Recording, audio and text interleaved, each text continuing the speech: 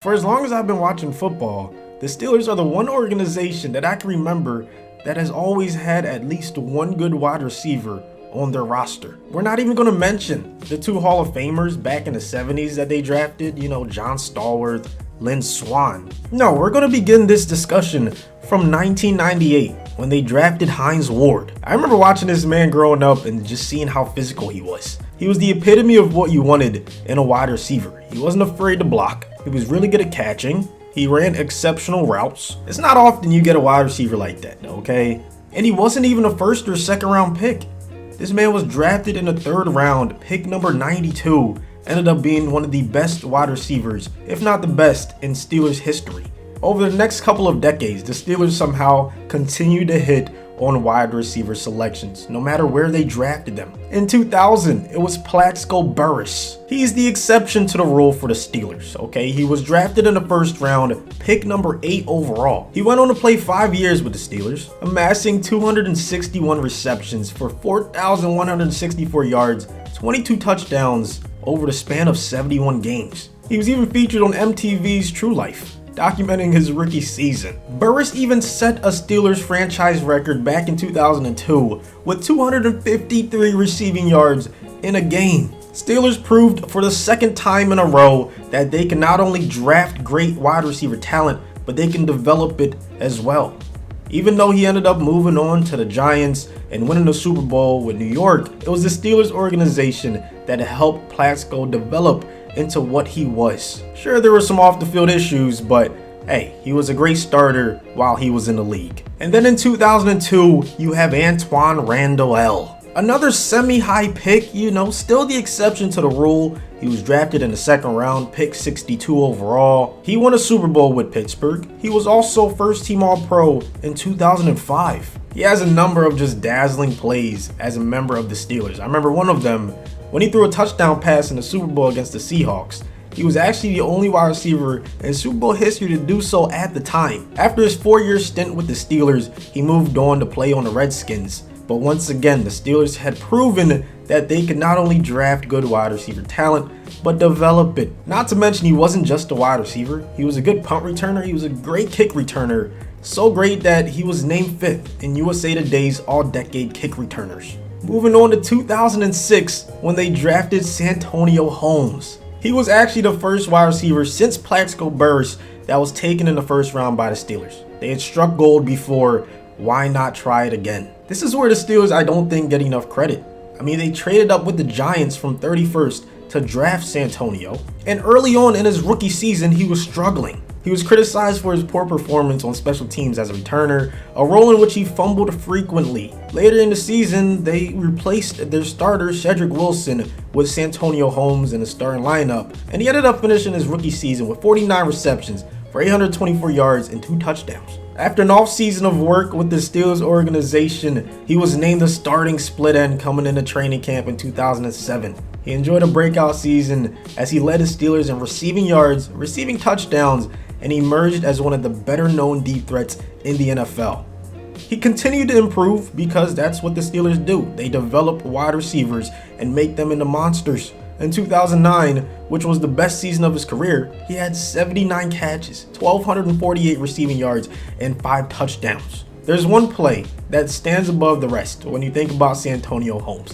It's the catch in the Super Bowl that helped the Steelers beat the Arizona Cardinals. He was named the MVP of the Super Bowl, and rightfully so. That's 4 wide receivers that were really good and were not even halfway done. In 2009, the Steelers used a 3rd round pick on Mike Wallace. He was the 11th wide receiver chosen in the 2009 NFL Draft. He had an immediate impact on the Steelers. On December 20th, Wallace caught a game-winning pass while falling out of bounds as time expired to defeat the Green Bay Packers 37-36. It made him a hero in Pittsburgh, and he was named the winner of the Joe Green Great Performance Award, which is given to the most outstanding Steelers rookie. Now, it was only his 2nd catch of the game. The first had been a 60-yard touchdown reception on the very first Steelers offensive snap. Wallace wasn't a possession wide receiver. He was a deep threat, but the Steelers knew that, and they developed him to continue being good at what he was good at. Following his promising rookie season and Santonio Holmes' trade to the New York Jets, he was moved up the depth chart to the number 2 receiver spot behind Hines Ward. He ended up leading the NFL with 7 100-yard receiving games in 2010. Once again, the Steelers were in the Super Bowl in 2010. Now, even though they didn't win it, he still had a great game, 9 catches, 89 yards, and a tutty. The next season, against the Cardinals, him and Roethlisberger connected for a 95-yard touchdown reception, the longest in Steelers history. He ended up making the Pro Bowl in 2011, and even though the Steelers were eliminated in the wildcard round, the infamous Tim Tebow game, we had already seen them develop yet another wide receiver prospect into a starting caliber wide receiver. But the wide receiver that they have to be the most proud of, at least before, the last couple years, the shenanigans off the field, has to be Antonio Brown. The 6th round is where they got this gem. A wide receiver that would amass more receptions than any other player in the league from his rookie season in 2010 through 2018. During his second NFL season, he became the first player in NFL history to have more than 1,000 yards receiving and returning in the same year. Yet another special team stud at the wide receiver position. I mean, how do they keep doing it? Someone explain this to me, man. What do they do in the Steelers organization to just make every wide receiver that they draft turn into an absolute stud? Alright, maybe not every wide receiver, okay? There are a few misses. No one's perfect, not even the Steelers when it comes to wide receivers. Lima Swede comes to mind, Marcus Wheaton comes to mind, Dre Archer, he also comes to mind. I mean, still, there's a lot more hits than misses when it comes to wide receivers in Pittsburgh. Back to Antonio Brown, okay? Let's talk about the good ones, or should I say the great ones.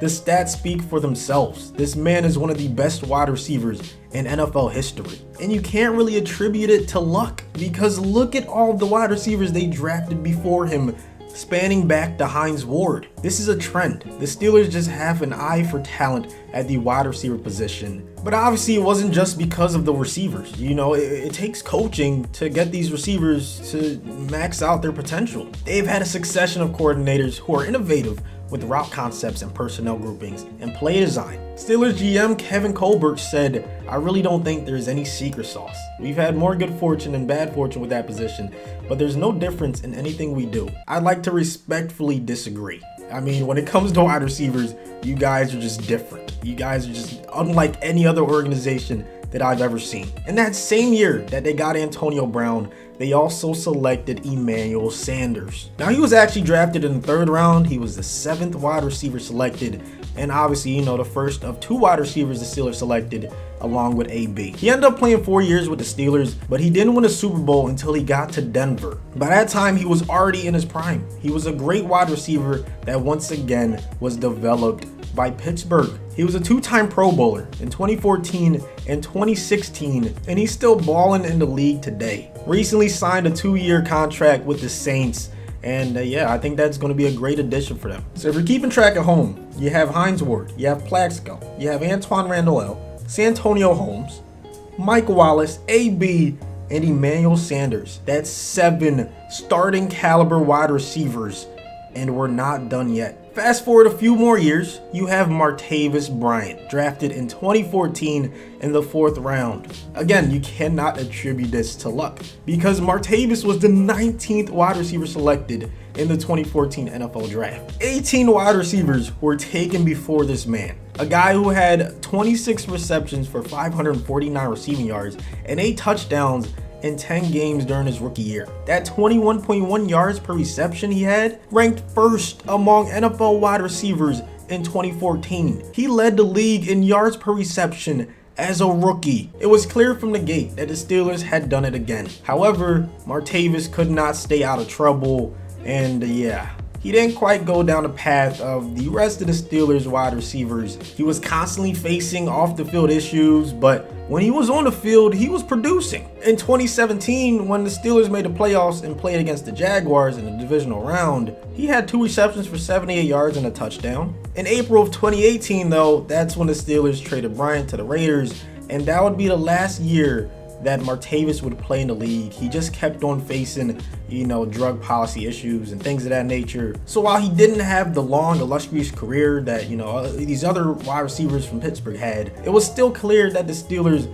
once again drafted a talented wide receiver. This one just couldn't stay out of trouble. But it didn't matter, because in 2017, they would draft yet another good wide receiver. This time it was in the second round. Juju Smith-Schuster, pick 62 overall. He's already the holder of several NFL records, including being the youngest player ever to reach 2,500 career receiving yards and the first player to have 2 offensive touchdowns of at least 97 yards. He also holds several Steelers franchise records. As one of my favorite players in the NFL, I've been watching Juju from when he first got drafted. I think he has the potential to be up there with the ABs, with the Hines Wards of the Steelers franchise.